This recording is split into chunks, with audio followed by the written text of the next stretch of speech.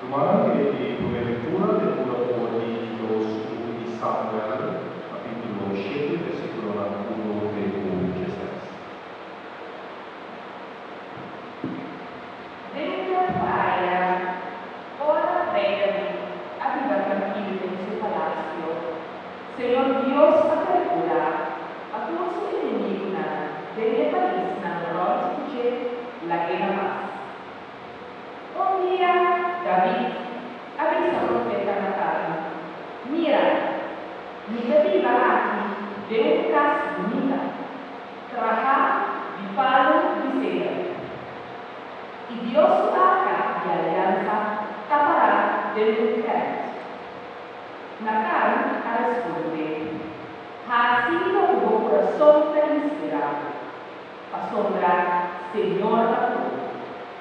Pero en la noche que es, Natán le palabra aquí y Señor: vai mi servido David, ¿acaso vos eres tú lo construir casa de vida? Ni sacamos solo de uno, mientras volaba captiva es rumba de grande, Pablo de la ley mi pueblo de Israel. Y dada tu boturca linda una guapa, lo mi acaba turno enemiga, boilando. Lo mi casi buen hombre, más famoso, pues nada, y más poderoso del mundo. Lo que prepara un lugar para Israel, mi pueblo. Camina el toque de vida a su mismo lugar y no te más, y el malhechora no opone más manera antes. Te oponía con el huesna la cabeza del pueblo Israel. Lo ordenamos su siervo y todo enemigo, y nada la gana más. Tal vez Señor Dios está anunciado. Tae logrará un caspado. Día o vida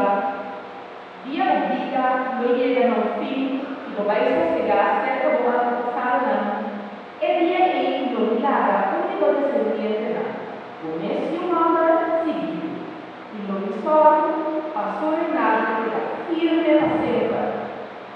Ahí lo contaba y él lo trajo para. Vos niña y vos reinado lo para firme para selva na mi presencia. Y vos lo para firme para selva. Palabra de Dios. Salmo responsorial el cantista. Oh Señor, mi que canta, por favor. Oh Señor, mi que canta, por favor. Oh Señor, mi que canta, por favor. Anunciamos piedad a siempre. Mi santo amor para eterno. O piedad profunda del cielo.